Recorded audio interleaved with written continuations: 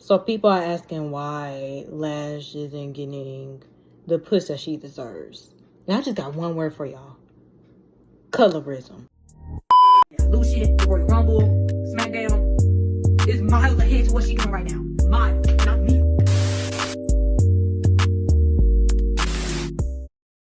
It has been a predominant issue in not only the entertainment business, but in the world as a whole, in the black community, against dark-skinned women.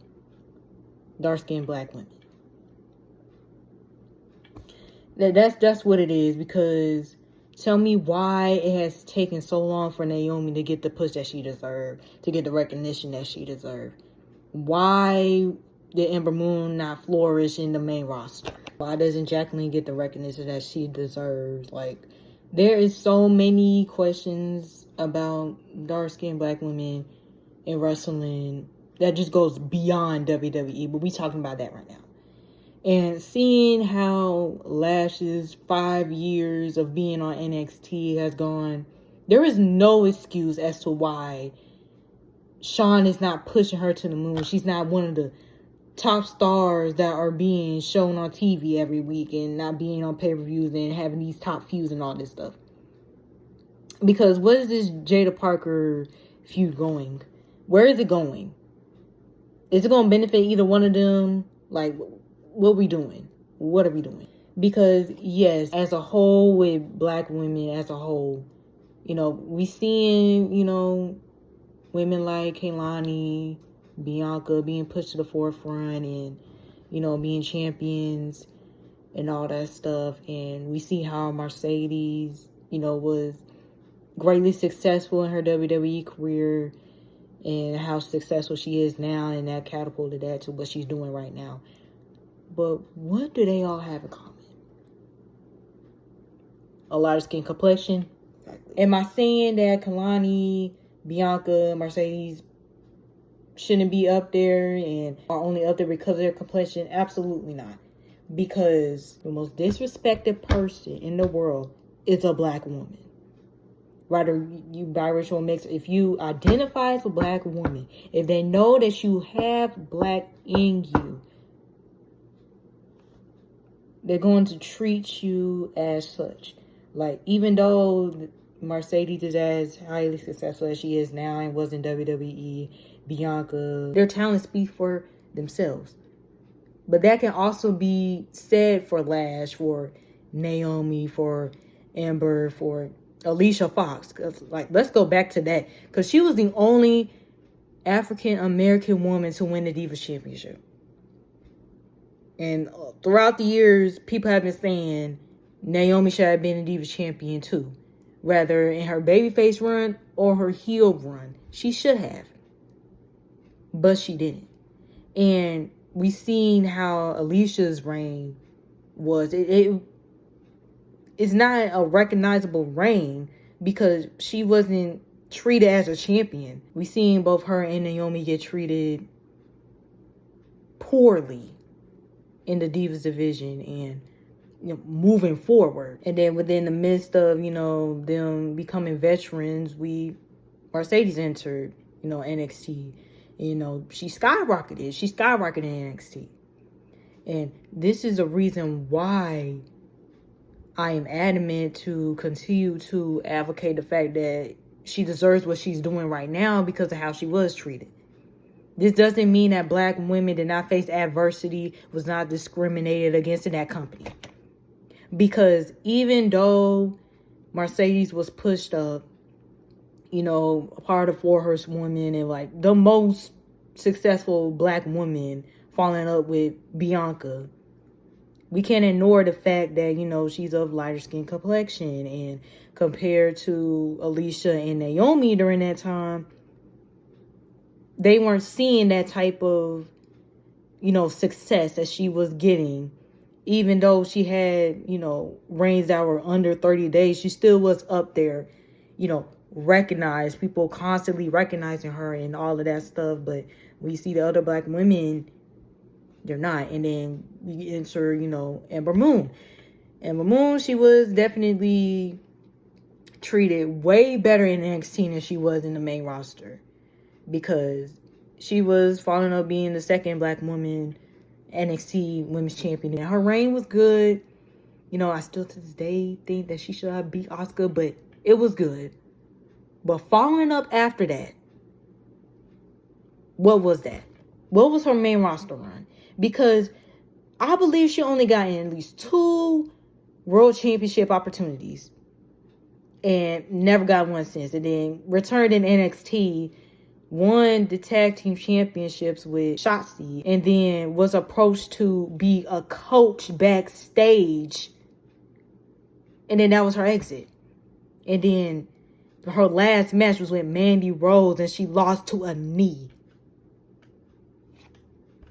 The disrespect in itself, like, she should have been up there with Sasha. Naomi should have definitely been, you know, one of those top stars. She was, you know, 2-time SmackDown Women's Champion, the first black woman to win that championship. But can y'all tell me what y'all remember in those reigns? Besides, you know, her winning it at WrestleMania in her hometown, what else do y'all remember? The disrespect continues. You know, you see, you know, throughout those years, Sasha was at the top. At the top. Even though, you know, booking was lacking for her, she still was in big matches and big moments, still getting opportunities. But if you compare it to what Naomi was doing, what Ember was doing, it was not comparable at all. And black women already have to fight for scraps. And we can take an account on how Bianca's push was in NXT and her NXT run. Yeah, she was up there. You know what I'm saying? But just like Sasha, she was in these big moments, but she wasn't capitalizing on it. She was still recognized, but not to the point where she's over women like Io or Rhea during that time. And when Charlotte came in, you know, even though that is one of my favorite segments, and like her and Bianca's, you know, delivery with her reactions and stuff, Charlotte mushing, like just pushing Bianca to the side, you know, and all that stuff. That's kind of like a visual of what this company does to black women, despite their complexion. But it's still evident that lighter skin complexion, light-skinned black women get more recognition than dark-skinned black women. And I just remember, like, in an interview Naomi was having, I think she was like, during the time where Bianca and Mercedes main event WrestleMania, she said that her and Bianca were talking, and it was like, you should be up here too, you should be up. And she should. And she should have moments like that. She should have had moments like that. She should have been main eventing shows and all that stuff. Her talent speaks for itself. Hardly any recognition, and finally gotten the push that she deserved this year in Big 2025. Money in the Bank, World Champion. And before the walkout, it was about 8 years. 8 years since she has touched a world championship. Matter of fact, a championship in overall. Like, her first championship in 8 years was a tag team championship. And if we're going to do a comparison, Sasha was still getting championships, still getting opportunities. Even though she didn't have those moments for herself and still having reigns cut short, she was still getting those opportunities. But where was Naomi's? Colorism, right? I gave those examples. Let's go to now.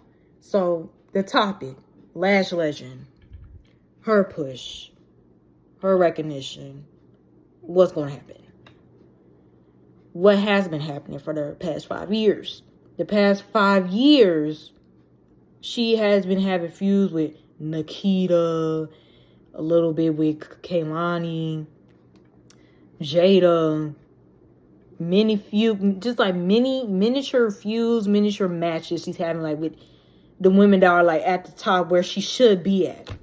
But it never capitalizes to anything, never catapults her to anything. And it's really weird because you see her strength, you see her power, You see how charismatic she is. Why are we playing?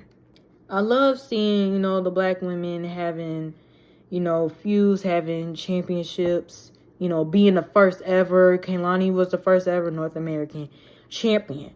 But we cannot ignore that Lash was like the fan favorite to win that match. And I'm not saying that Kelani didn't deserve that, because she definitely did. But Lash did as well. And, if we're going to talk about, character, everything, I believe that Lash had everything. She been working during that time for like past 4 years. And Kelani just came in about like 2, 3, after her. And if we want to go based off of experience and all of that, Lash is definitely over Kelani in that aspect of experience and being there longer and learning the ropes longer than she did. We seen how Kelani, climbed up the ranks pretty quickly. Her talent speaks for itself.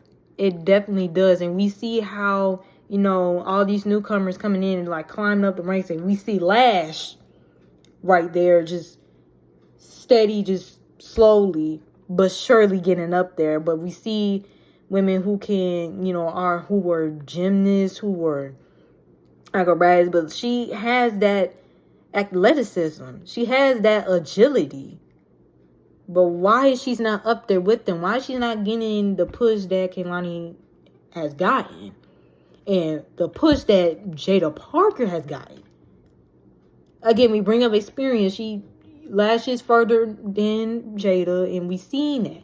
And it's possible that Jaida is winning this feud against Lash, and there's no dig at Jaida at all. Like, I don't think she sucks as a wrestler. But if you're going to put her over Lash, she got to be miles ahead of her. And it's not evident that she is.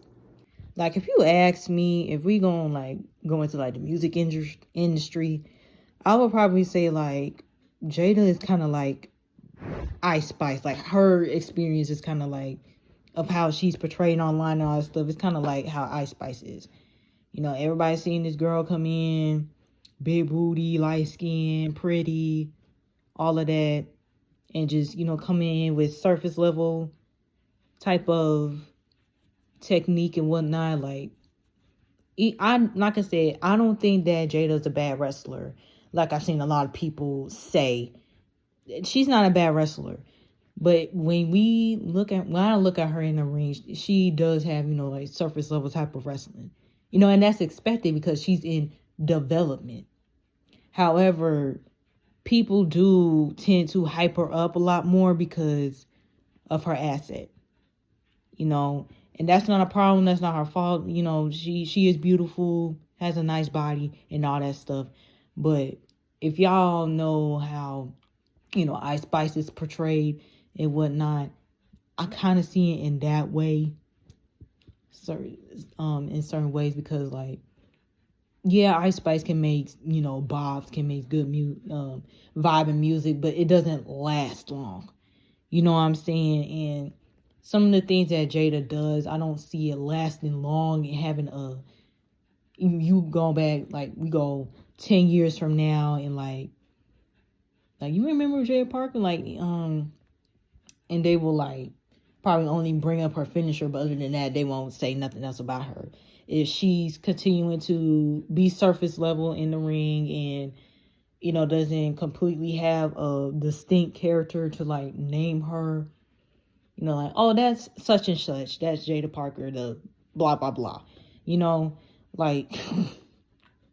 But what I'm saying from between her and Lash is that people tend to want to talk about Jaida more than Lash because of, her virality based off of her assets and all that stuff. And how pretty privilege is viewed is more of lighter skin complexion women being more sought at, being seen as, oh, she's real good. Talking about their talent. And when people are talking about Lash, some people do talk about her talent.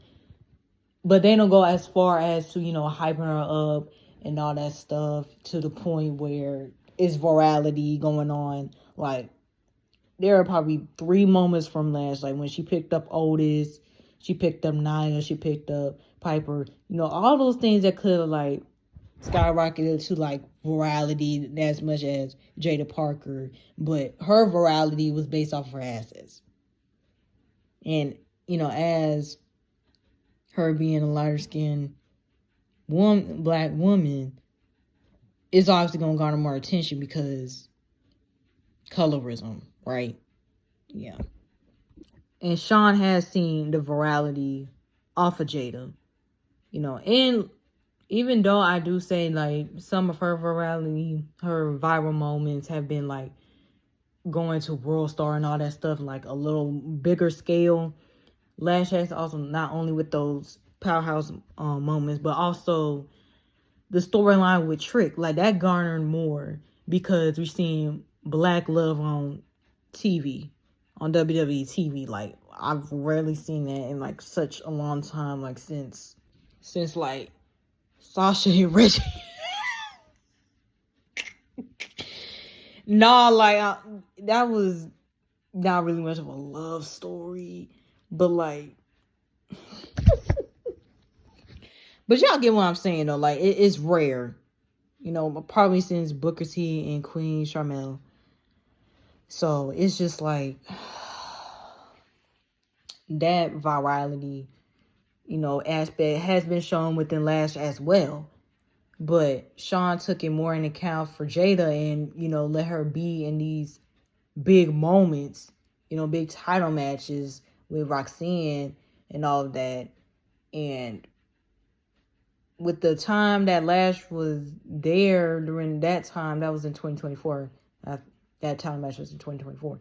So, and she was still with Jakara. Like, during that time, the tag team division was still in the limbo. And her and Jakara could have been, fighting for the titles, getting the titles at that point.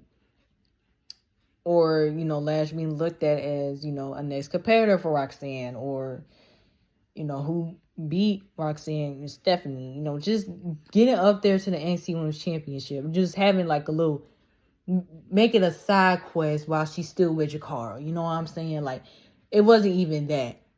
Like, the only side quests that she had for real while she was still with Jakara was the Iron Survivor Challenge and the North American ladder match. Title ladder match.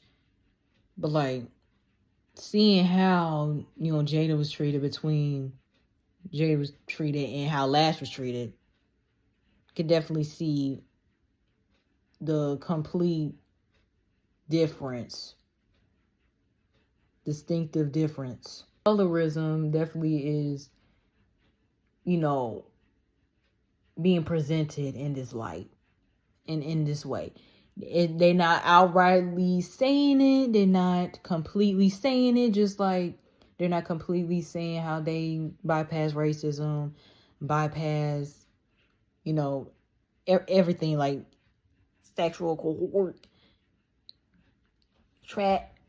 And y'all know what I'm saying, because I can't fully say it. But, yeah. And colorism is just one of those aspects that they don't outwardly say, that people just bypass and don't really pick up. But it's there. And we've seen her get so many opportunities. NXT Women's Championship matches, North American, all of that. But Lash has gotten barely any of that. Hardly since like late last year. So we gotta actually put in perspective and actually see this. And actually start talking about it. We could also talk about Jakara Jackson. You know what I'm saying? Her and Lash were a great women's tag team. You mean to tell me that they didn't see it be a great option for Bianca and Naomi to drop the titles to them? They were well established, and then they just snatched Jakara away from Lash. Released her just like that. And speaking of, releases and all that stuff and being disposable, basically, I want to bring up like a former NXT, wrestler, Kiyah Saint. Most people don't, know her or even know her name, but like, yes, she was an NXT superstar at the time, and she was like doing matches on Level Up in NXT. I've seen a couple of them, and she's really good. And seeing what she had to say about her release, like she was checking all the boxes, she was doing everything right, she was doing nothing wrong at all, and then she just got released. And yes, we could say that, that applies to all the wrestlers that's been released and they was doing right, they was doing nothing wrong and all that stuff, but taking into account that Kiyah Saint is a dark-skinned black woman, and she was also showing athleticism. She was also showing how charismatic she could be in even the small little backstage interviews that she was doing. We could also bring up between Kiyah and Kiana James, like they had like a match with each other, and their match really proved that they resemble each other in their athleticism. And you see all these girls, like not only with Kiana but Kelani as well, with that similar athleticism and such. They made it out of Level Up pretty quickly, and started being featured on NXT more. And even though Kiana had a distinctive character going in, Kelani did not. And now she has, formed a character and whatnot. And, if we're going to compare the experiences between Kelani and Kiyah, she didn't have a distinctive character, but she still showed that she can go in the ring. And you mean to tell me that she couldn't be brought up and being in NXT more, on TV more, like Kelani did, even though she didn't have a distinctive character? Because that argument is out, pretty much. So there's definitely a factor in that. I also wanted to bring up Amari Miller. She was injured for quite some time, and throughout her 3 years, it was a big gap because of her injury. But before that, she was featured on NXT sometimes, and on Level Up mostly, and had this sort of tag team with Lash, and it probably would have worked, but bringing up colorism again, and with all of that, it just probably wouldn't have skated by and whatnot if they had continued on with each other. It probably would have been exactly the same of how Lash and Jakara ended up. Like, they just skating by, going through the tag team division, being one of the best tag teams in this non-existent tag team division, and one of them ended up being released. It's just insane. Like, they don't see any value at all in trying to, push these talented women. Again, if we're going to talk about talent, if they actually see talent, then Kiyah probably would have stayed, Amari would have stayed, Jakara would have stayed. They would have stuck on. They would have kept them on longer. And we just see a pattern of like them just wanting to dispose them, just wanting to, think that they are okay, all right, and like showing them on TV here and there, but just it amounts to nothing. And that's exactly what is happening to Lash. She's being shown on TV, but what is it leading to? Why have her in these matches with these top stars that she should be amongst, and she's losing, and it's nothing adding up to what those matches can lead up to? No championship opportunity, new team forming, alliance, whatever, that can form into something great, like Fatal Influence, for example. Like them banning JC, Fallon, Jasmine together, like there was no reason to disband Metaphor. As soon as Naomi came back after a long gap of him being gone due to injury, as soon as he came back, done. And then release Jakara, release Oro. Like, everybody just gone at that point. And Lash was just kind of in a standstill because she just lost her team. They did not need to break up at all. The company is, right now, the backbone is factions. Division, Judgment Day, Bloodline, MTFs, MFTs, whatever. Like, Big Three. The back of this business right now is factions. And Metaphor was just right. 2 women, 2 men, perfect. They blended so well with each other. That could have literally skyrocketed them if they continue to be booked, shown on TV, segments, talk shows, all of that.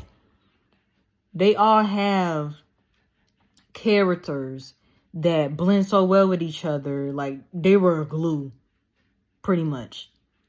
You know what I'm saying? Very charismatic, funny, joking, but talented, knows how to get down, ready to do business, whatnot. Okay? That was them. And they could have had that. They definitely could have. It was a very good mix of all of them, all their characters together, all their styles together. But nah, release them. Release Oro, release Jakara. They can give her something to do to garner more fans, to garner more of a fan base, because she has not been on TV as much to get more people behind her. Because yes, we see the hashtag push Lash and all that stuff. We see, fans online, but we need to see and hear those fans as well in the crowd. That's what they saying. Pretty much. That's what the company is saying. We gotta actually hear it, to see it, to actually know if y'all want it. And we do. Everybody wants the best for Lash right now. And before and going forward, like, as a dark-skinned black woman, it's a pattern. We've seen it. I've seen it. I've witnessed it on TV for years. It is her time. And I am glad, Jay, is getting that recognition. If Jay can get up there and being pushed to the forefront and hopefully winning her first world championship within a year of being in the company, over a year being in the company, then Lash can definitely become NXT Women's Champion or North American Champion. And I know there are people going to be saying, well, she going to be facing the Evolve Women's Champion. She going to have that match. She going to have that championship match. Y'all saying she need to be pushed. She being pushed right now. No, that's not push. Because I guarantee you, Sean ain't going to let her win that championship. She not. Like, Kendall just won that off of Kira. My crazy ass just said Kira. Who the is Kira? Kylie Armstrong. See, that's how you know I'm not even watching Evolve like that. Dang. Because I'm like, all these K names, I messed up and said somebody that's not even in existence in WWE. Like, please forgive me. Okay? Please forgive me. Kylie Armstrong. Get that through your head, Miss Girl. And don't get me wrong, I did start watching Evolve from the start, But life be life and get in the way. I've seen what I need to see, like I said, because I brought up, TikTok earlier. That, Kendall is great. From what I've seen, building up through the first few episodes I've seen with Evolve, I watched Kylie, I watched Kendall. I have watched them. I don't know how in the world I didn't remember Kylie's name. I'm sorry. I'm so sorry, girl. If you ever see this, I am so sorry. Okay. Oh my God. That's not gonna happen. And people, you know, rightfully so, do see it as a downgrade, because Evolve is like the wrestlers that are coming up from the ID program and who have experience from 6 months to a year. Lash has been in NXT for 5 years. And people, the women who need work, like Nikita, you know what I'm saying? Like, that's understandable. But Lash is fully established enough to be on the main roster at this point. But she needs to have something significant so that her NXT run wouldn't be looked down upon. Because right now it's looking down upon because she has not won anything significant. She has not done anything significant for her to establish, you know, that top star affiliation. You know, the affiliation that Roxanne had, Lyra had, Tiffany had. Like, you see how they are flourishing and how they flourished in NXT. Why that can't be the same for Lash? Because she was in NXT around that time that all three of them came in. We got to be serious. We see how Tatum is finally getting the push that she deserves. Lash needs that next. Sean, if anything, that's what we're asking for. That's exactly what we're asking for. Just more recognition, more TV time, have her win something significant, boost her up there, push her to the moon like the star that she is. Please, because it's peaking out. I ain't gonna go all the way in that ass about this colorism at this moment, but it's just a tip tap. This just scratch the surface, because there's a lot more that need to be said. Y'all see how long this video is, so there's more to be said. But yeah, that's just one word: colorism. Okay, we need to continue to have conversations like this. We need to. It's my sting, that's my hurt, but it needs to be said. As a whole, I am proud of Lash, of Bianca, of Mercedes, of Kelani, of Jade, of Naomi. All of the black women who are doing it in wrestling right now. I am proud. Light skin, dark skin, brown skin, all of y'all. I am proud.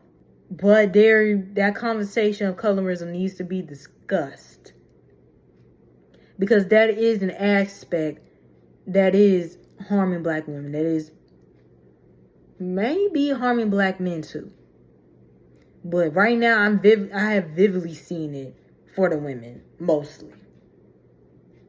And racism is not exactly the same as colorism, but in the realm of discrimination, yes. They're both terms that evolve discrimination. Dark-skinned black women get discriminated against because of their complexion. Lighter-skinned black women seen as the most beautiful, the most gentle. Dark-skinned black women aggressive, the more aggressive, less nice. That's just how it is. It's not in just the entertainment business, in the world as a whole, in every single system that you see. It needs to be talked about, because that is what harmed Naomi in a sense. That what harmed Naomi for years, what harmed Ember Moon's push, her career, and you know, it is harming Lash right now. We got to talk about it. Okay. And just one last thing. When I get back on this topic, I'm going to be a lot more crisp and a lot more clear than I have been in this video. Because I did not expect myself to go that far, which is why y'all seeing all of these at an Evolve, you know, cut-ins. Because I just need to fill in to what I was saying about this. But we going to revisit Lash in this series. because I want to completely give off everything. This conversation gonna be brought up. Single video for Naomi, single video for Athena/Ember. You know, Jay as well, maybe so. And, you know, just women who have been harmed by colorism. Just like, and then some, and then like, it needs to be talked about. Because every aspect of discrimination needs to be talked about. Not with just within WWE, because their stuff is just a story as on its own, but in wrestling as a whole. You know what I'm saying? So, yeah. The next go around, I promise y'all, it's going to be cleaner. Because I definitely want, you know, to make my points and, you know, make it come across to where it's not all over the place. It's like, like, when you see my video, you go this part and then that part. And then, like, you got to watch it all in full. I don't got time for somebody to be pulling a clip and, like, she said such this and then not watch the entire video. We did not do that over here. All right, okay? Cue that outro. We out. Thank you.